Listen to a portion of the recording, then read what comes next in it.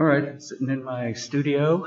I'm drinking my tea, my morning tea. It's about 7 o'clock in the morning, which is late. I'm usually up around 4 or 5, which I was, but I've just been very busy. So here I am, and I decided I'm going to talk to you about silence in the forest. Now, I'm not talking about your basic, just it's a nice quiet day or something, but I'm talking about where you can walk into a forest where all the world is, before you go into the forest, just like a normal world, and everything is alive and the wind is blowing and everything, you're aware of being alive and being able to hear. Well, there are these places, one being the kill zone, that there's this forest just before you get into the kill zone, a part of it. And, it's about, I don't know, 1,000 feet. I'm trying to picture it in feet. But anyway, it's more than maybe 1,000 feet, 2,000 feet of this entrance to this forest, which is different from the forest that you get to when you get to this kill zone. But anyway, you go into this forest and suddenly you're aware that there's no sound.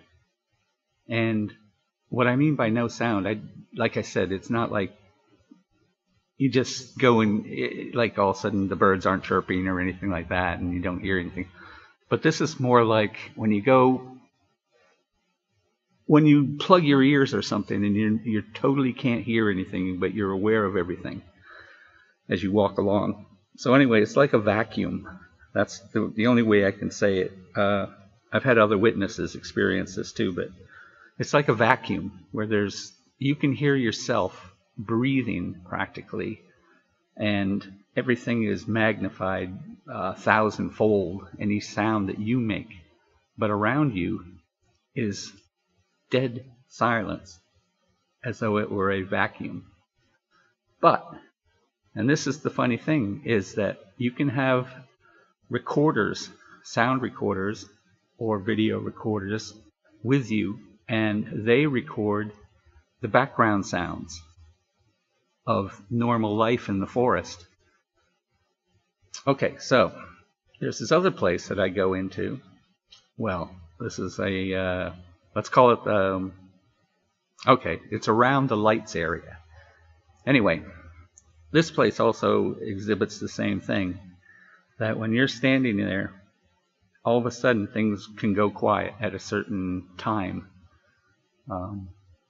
which is just at sunset. And everything goes quiet sometimes. Not all the time, but sometimes. And when it does, then things starts happening, like lights appear and all this kind of things. But anyway, so suddenly, sometimes you'll be sitting there and it will get really hot. And one time, a witness and I were out there, and we were sitting in the car, and at this place, and everything started to get really warm inside the car. And I mean really warm to where it was just unbearable. But we didn't want to get out because there were all these mosquitoes and all that kind of stuff. So the better thing was to sit in the car. I did have netting over the sunroof to make sure that the bugs didn't come in, so I could have the window open there. And I cracked the windows on the side, and just enough to get just a tad of air in the car, and we were dying. It was so stifling.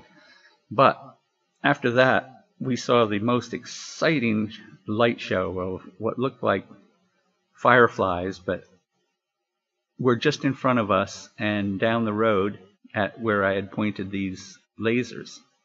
And I had an EMF recorder stuck in a tree, which could only be seen by us from our side of the tree. And it was a little green light, and I was hoping that it would start flashing or something, but it didn't. But anyway, we were watching these lights and everything, and it was dead silent. And other times we've been there, it was just totally dead silent. I do have a video. I'm not going to put it out, but it's actually just you can't see anything because it's in the dark, because I have my video camera next to me and I have it on and I'm sitting on this wall, and it's dead silent. But my other video camera I have on my car way back down the road is recording background sounds of just regular nightlife, because it's next to a swamp, so you can hear all the swamp animals and all that making all the racket. But when we walked away from the car and we were heading towards this other area, everything just went silent and we were in a void. So anyway, when we came back, we were standing there maybe 20 feet from the car, and we were looking at the car, and we were stood there for a good 20 minutes. And the video on the car wasn't showing us. There was a kind of like a foggy area where we were standing, and it wasn't showing us. And when I got back to the car and looked at the video later that day, or the next day, I realized that 20 minutes had been taken out of the whole clip. And not just that, but the clip that showed us, like I said, didn't show us. There was like a misty fog. I could show it actually. Well, maybe I won't show it because there's some idiots out there. So, but what I'm trying to get into is, what is this silence that happens? Is this like a dimensional thing? I was also thinking, and we were thinking, was that maybe these people don't like sound, but can't really verify that. Okay, so here's another thought. So, at this certain time, when everything starts to go quiet, and I don't mean just starts to go quiet, it just is quiet suddenly. It's just totally quiet, and it's like a vacuum, a void. And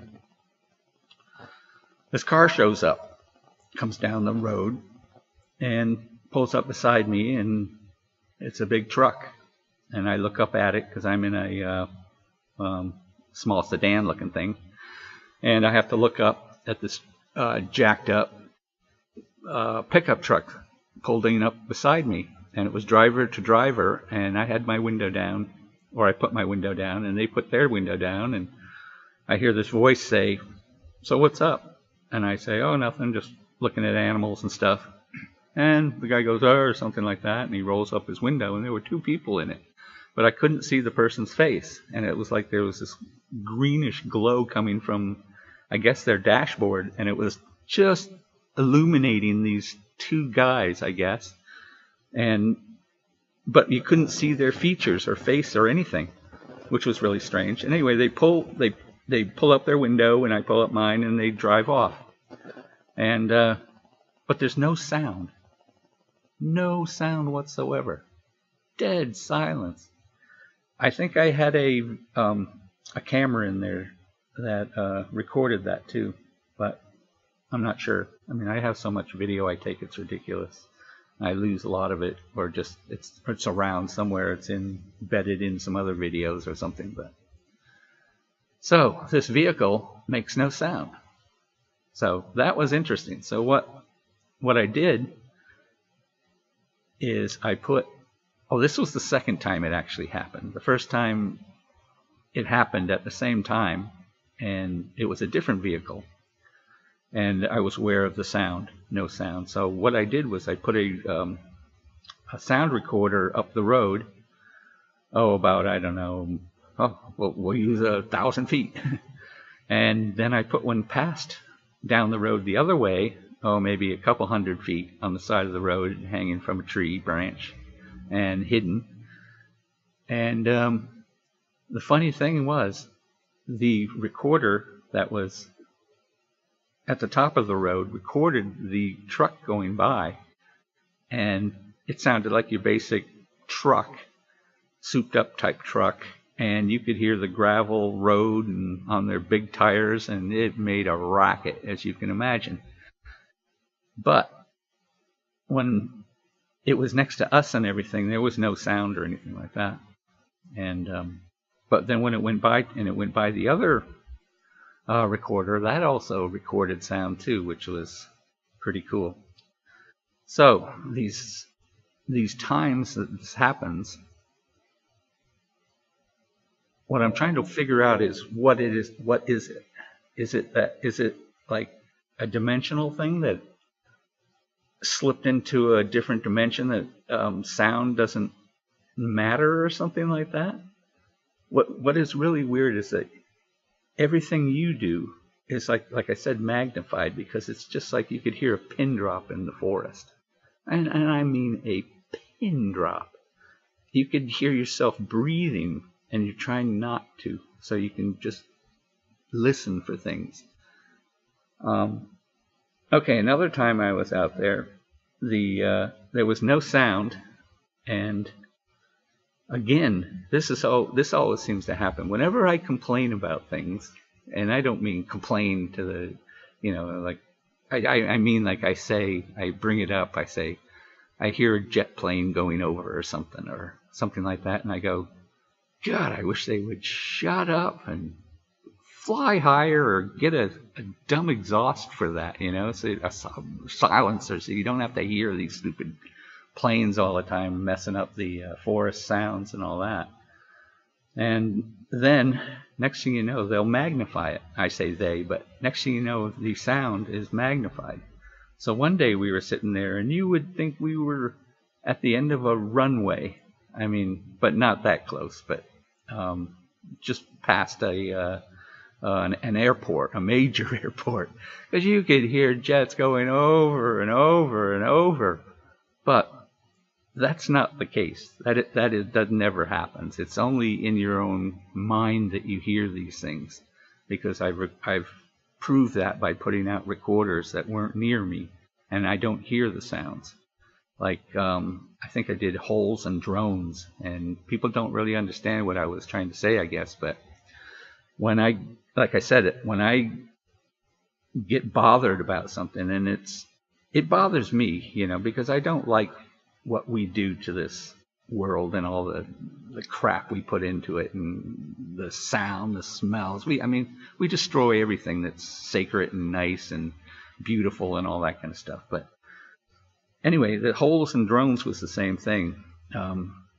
I was out there, and I would look up at the sky, and I would say, would you shut the up?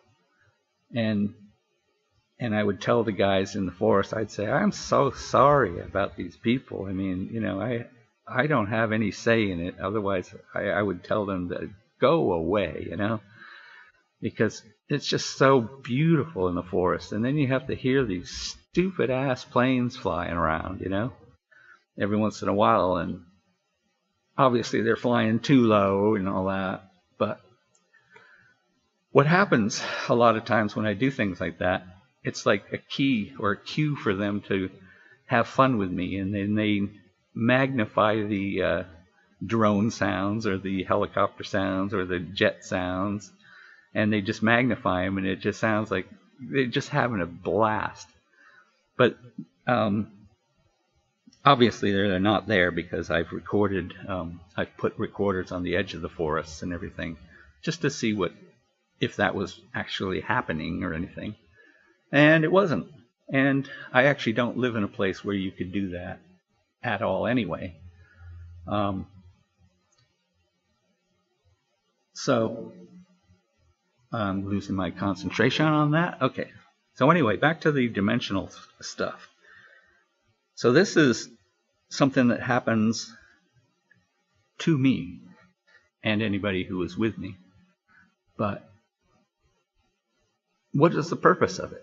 And what is happening? Like I said, it was one thing that it happens, that all of a sudden it's super dark. I mean, not dark, super quiet, and it's like a vacuum.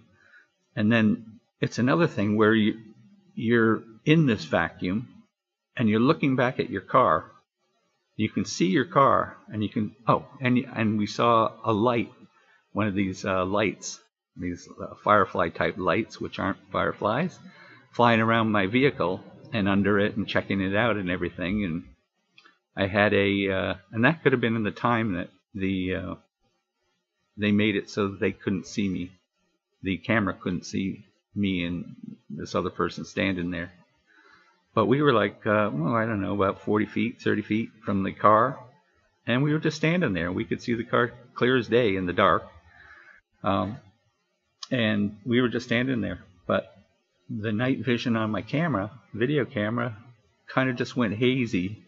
And exactly where we were standing, it was just kind of hazed out. I do have the video and all that, so I always back up what I talk about. I don't just talk about things that I can't back up. I don't do hearsay or stuff like that, and so that was interesting. What does that mean? That everything just goes quiet? And like I said, this other place I call the Dead Forest, and it's just before you get into this kill zone area, where everything else is alive and everything, but then everything just is really bizarre when you go through the Dead Forest and come out into the other forests area in the kill zone.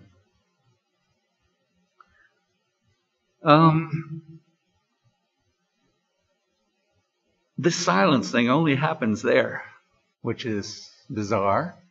I've never had it experienced it anywhere else. I can be in a forest anywhere and it's just a forest. But in this forest it was just dead. And it's always dead when I go in there. But in this other place, it will become dead if something's about to happen, which could be anything. But okay, so I'm standing there. I'll just talk about this. So I was standing there. Well, no, I was actually sitting in the car one day, and I was with this witness, and it was getting stifling hot and in there and everything, and blah blah blah. And all of a sudden, we saw this car coming down the road. Just appeared. First, it looked like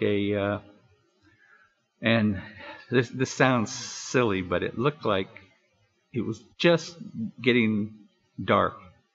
And I could just make out all of a sudden down this lane, I could just see what looked like a white helmet-looking thing walking down the road. And then it turned into a light. And then it turned into two lights. And that's when I panicked, because we weren't expecting anybody. And I had all this camera gear out and on my hood, which we were watching, and the camera was going off and on just before this was going off and on, and the battery was showing that it was just drained. It would just drain in front of us, and then I'd turn it off, and then I'd put it on again, and it would go back on again, and it would show some battery, and then it would just turn off again, and it would say no battery, and so it was flickering on and off and doing this. And I also had a watch sitting on a rock, maybe 5 feet from my car, 10 feet. And so anyway, I jump out of the car because I have all this equipment on the roof of the car, and I don't know what to really think about it, and I don't know if I really want anybody to see this. As this car is coming down the road, and it's coming down slow because it's a real bumpy, beat up, fourth class road. And it's actually an ancient road. But so I jump out, I start unplugging the gear as quick as I can and gathering it up, and all of a sudden I hear, coming down out of the forest, I hear these big, massive footsteps. I mean, you could feel the ground shake, kind of thing. You could feel the footprints, in other words. And it didn't sound like it was stomping, but it felt like it was trying to make me know that it was coming down the out of the forest. And this is pitch black. You got to remember now. By now it's pitch black. So I'm gathering up the gear, and I'm hearing these footsteps come down, coming out of the forest. And then, like I said, it sounded like an elephant, but just two legs. It was just, and it wasn't. They weren't like flat-feeted, and I mean, it wasn't pussyfooting around. It was. You could hear the footprints going boom, boom, boom, boom, and maybe about 12 footprints, and it was stopped on the other side of the car. And I'm like, hello, hi, how are you doing? Hello. And I'm trying to talk to this thing because I think it's a person, but my mind isn't wanting to really think about it, but I'm trying to keep myself calm. So I like say, hello, hello. And I'm kind of nervous saying that. And I know somebody's standing there. And I just had this feeling of just massiveness. But anyway, I gather the gear up and I open the back window and car door, and I throw everything in. Meanwhile, this car is coming down the road. And so I jump in and everything. And that was the first time that we realized that we didn't hear a sound. Not a sound as this car went by. And that's why the next time I set up my recording gear to record anything that might be happening up the road and down the road, just to prove that maybe there were things happening. Let's see. Oh, and then there's other times where you don't hear anything and you can have a recorder next to you, and it records the sounds of the background sounds of the peepers in the forest and the frogs, and all that kind of stuff, and all the racket that's going on, actually, because this is near a swampy area, so you can imagine how noisy it can get.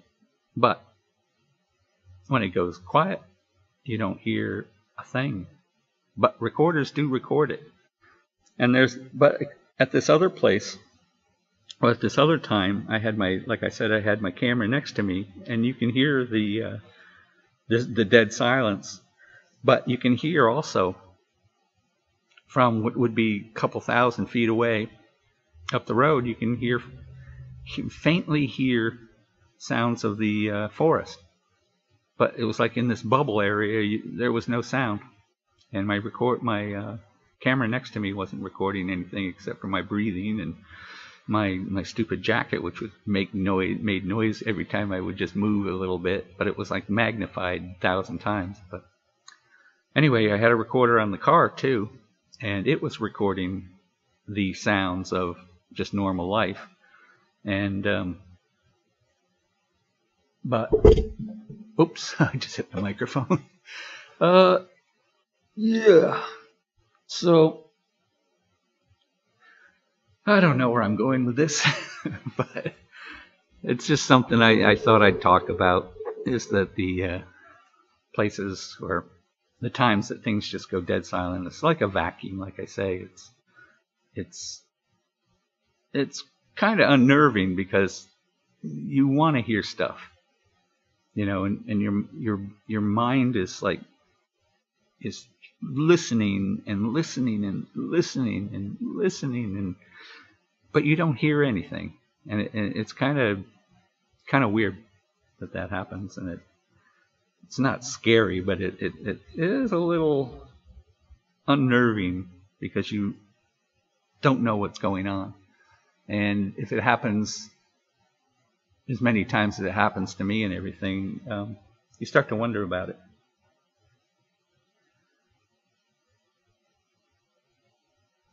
So is this dimensional thing? Did I step into a different dimension when I go to these places?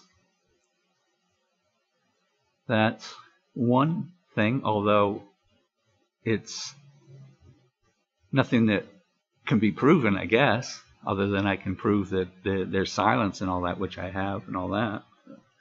But I don't know what to think about it, really, other than I know this place must be a portal of some sort between different worlds, dimensions, universes, I don't know, whatever you want to call it.